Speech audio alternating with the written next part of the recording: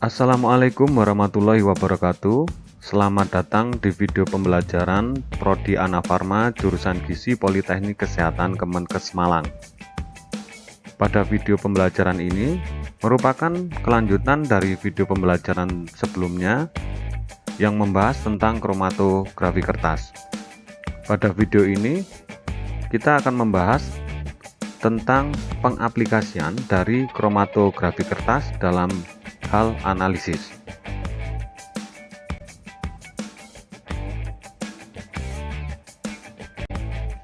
Ada beberapa tahapan yang harus kita pahami dalam analisis menggunakan kromatografi kertas.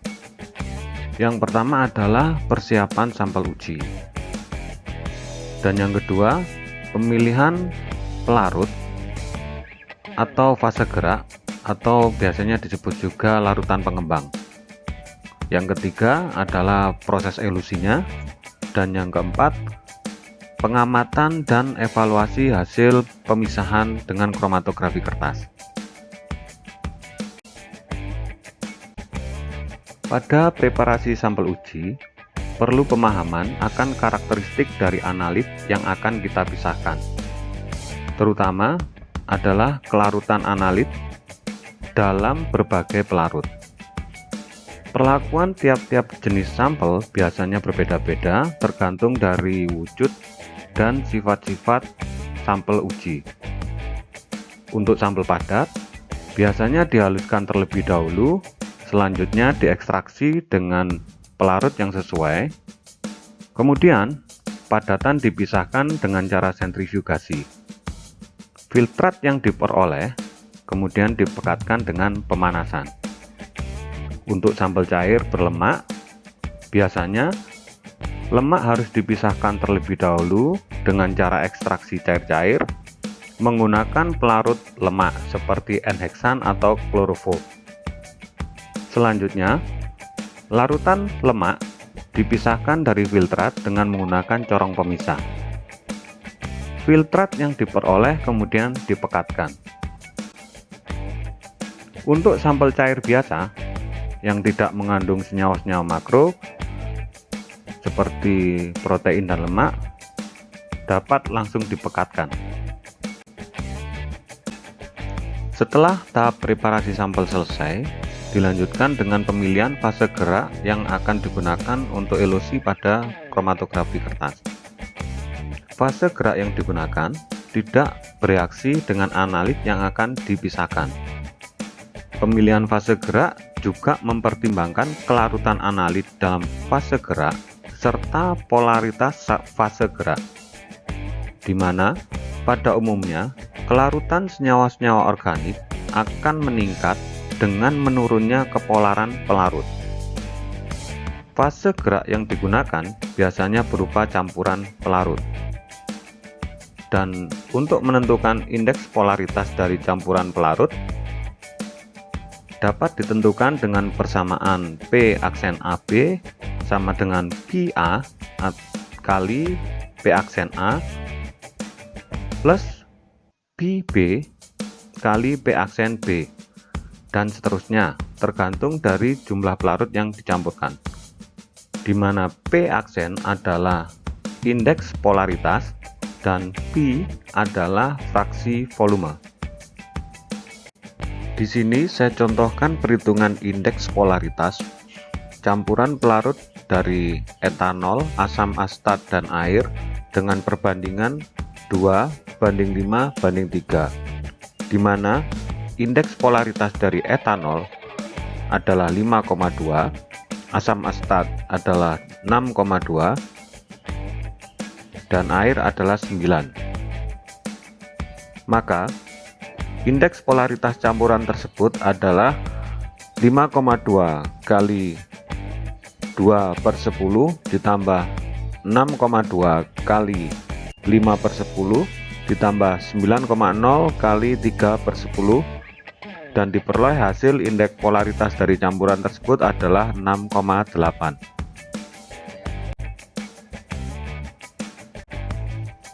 Berikut ini merupakan tabel indeks polaritas dan miscibilitas beberapa pelarut yang umum digunakan pada kromatografi.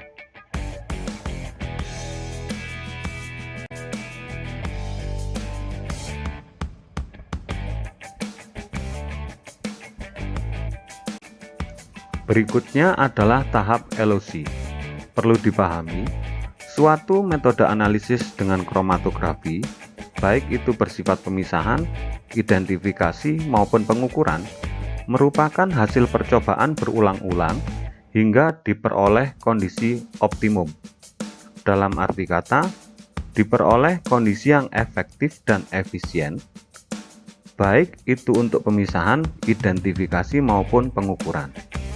Oleh karena itu, pada tahap elusi dalam kromatografi kertas ini, waktu yang dibutuhkan untuk proses elusi atau berapa jauh jarak yang ditempuh fase gerak dapat disesuaikan dengan hasil pemisahan yang diinginkan. Setelah proses elusi selesai, kertas kromatografi kemudian dikeringkan dan dilanjutkan dengan pengamatan hasil proses pemisahan dan perhitungan nilai RF dari hasil pemisahan sampel uji atau larutan pekatan dan larutan standar. Kemudian, bandingkan nilai RF keduanya. Apabila identik, maka dapat diperkirakan bahwa sampel uji mengandung senyawa standar. Dalam tahap pengamatan, apabila senyawa yang dipisahkan merupakan senyawa berwarna, maka pengamatan dapat langsung dilakukan pada kromatografi kertas. Akan tetapi, bila senyawa yang dipisahkan tidak berwarna, maka membutuhkan media visualisasi, baik itu peralatan ataupun reagen, agar senyawa hasil pemisahan tersebut dapat diamati. Beberapa media visualisasi antara lain ada iodine chamber.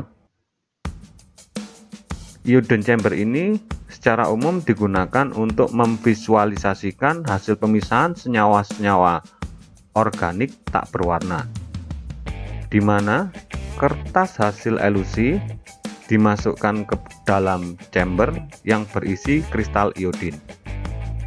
Uap dari iodium yang dilepaskan oleh kristal iodium akan bereaksi dengan senyawa organik menghasilkan spot berwarna kecoklatan.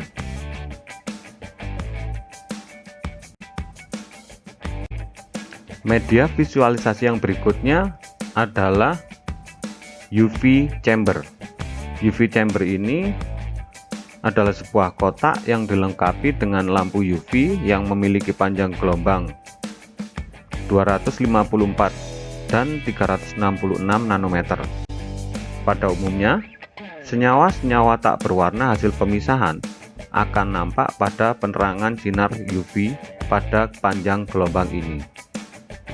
Spot yang nampak kemudian ditandai dengan pensil dan selanjutnya bisa dihitung nilai RF-nya.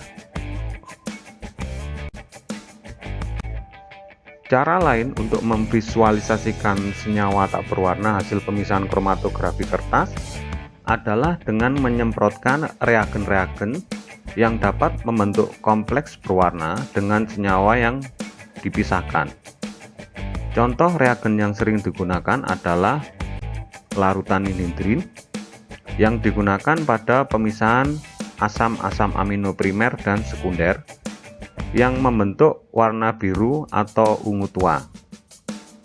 Berikutnya ada reagen Dragendorf untuk menunjukkan adanya senyawa alkaloid dengan menghasilkan warna orange atau merah orange. Ada juga reagen periklorida untuk senyawa fenolik yang akan menghasilkan warna biru, hijau, atau ungu. Dan yang lain lagi ada reagen Bredish untuk menunjukkan senyawa aldehid dan keton dengan menghasilkan warna orange cerah atau kuning. Dan masih banyak reagen-reagen lain yang bisa digunakan.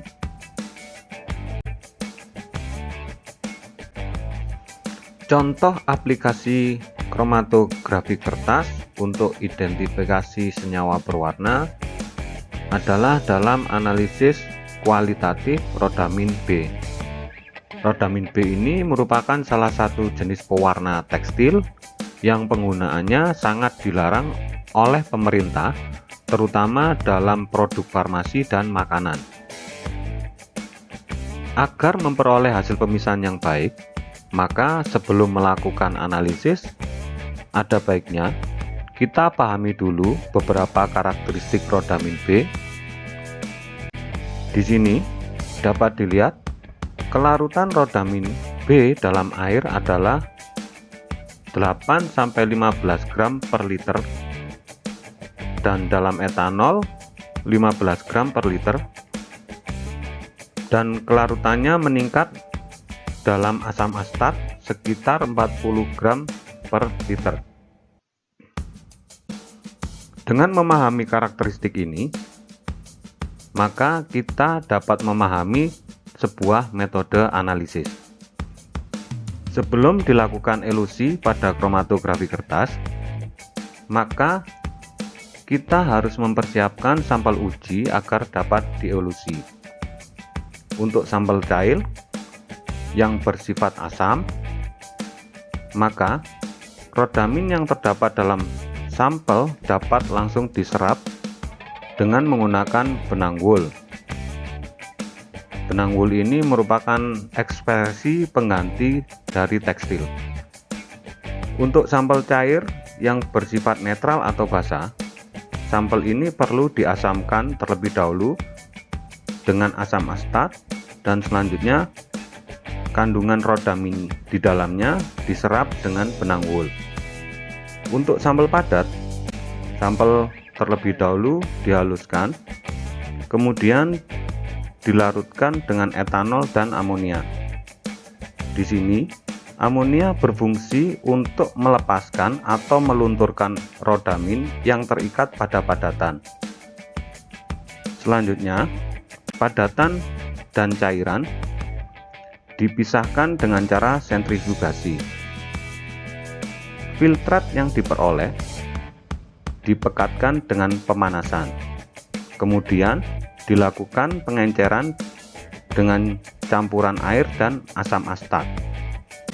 Dan selanjutnya dilakukan penyerapan rhodamin dengan menggunakan benang wool.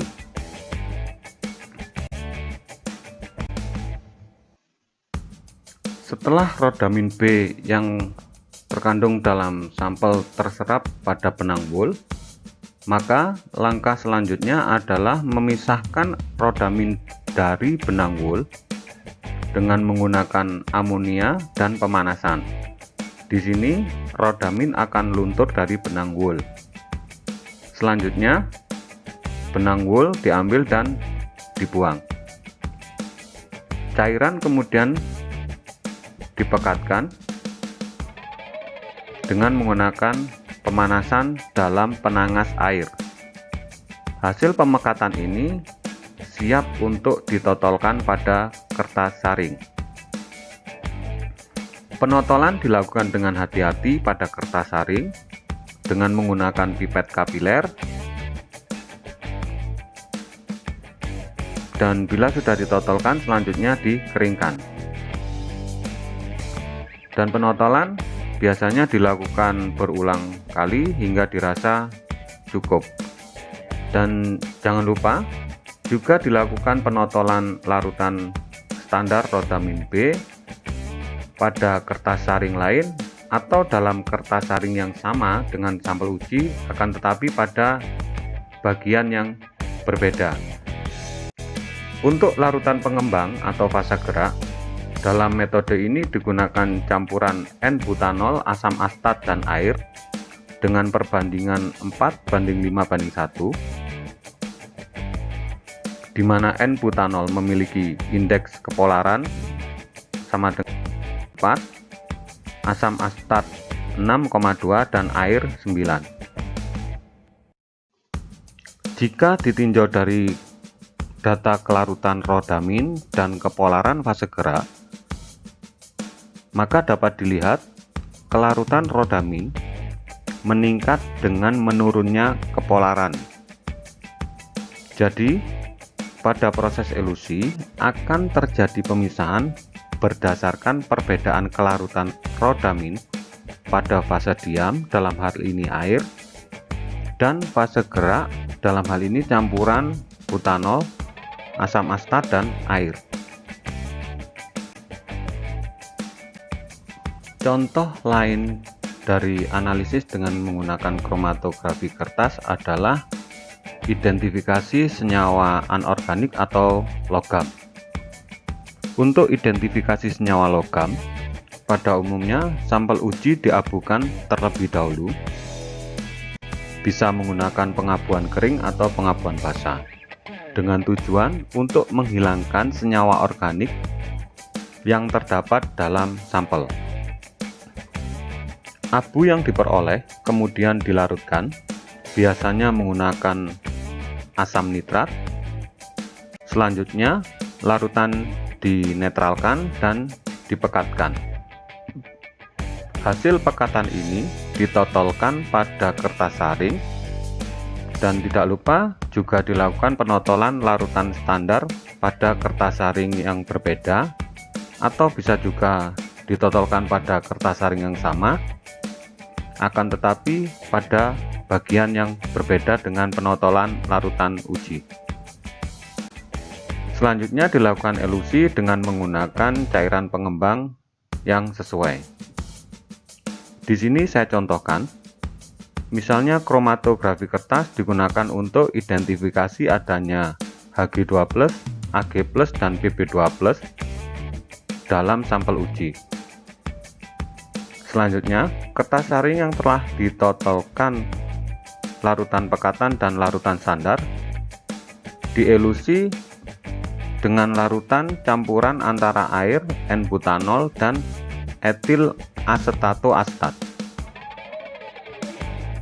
Dari contoh tersebut, sebenarnya secara teoritis kita dapat memperkirakan senyawa mana yang mempunyai nilai RF terbesar berdasarkan kelarutan analit pada fase diam dan fase gerak.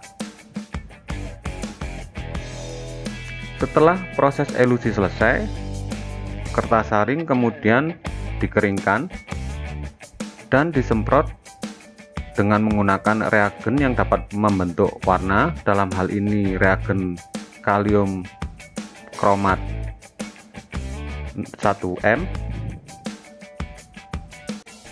Untuk Hg12 akan membentuk warna kuning, untuk Ag+ akan membentuk warna coklat, dan untuk Pb2+ juga akan membentuk warna kuning. Masih banyak contoh-contoh analisis lain yang memanfaatkan kromatografi kertas. Silakan Anda cari dan kembangkan sendiri dari berbagai referensi. Dan untuk materi ini cukup sekian dulu. Semoga apa yang saya sampaikan bermanfaat dan dapat menambah wawasan Anda semua. Akhir kata, wabillahi taufik wal hidayah. Wassalamualaikum warahmatullahi wabarakatuh.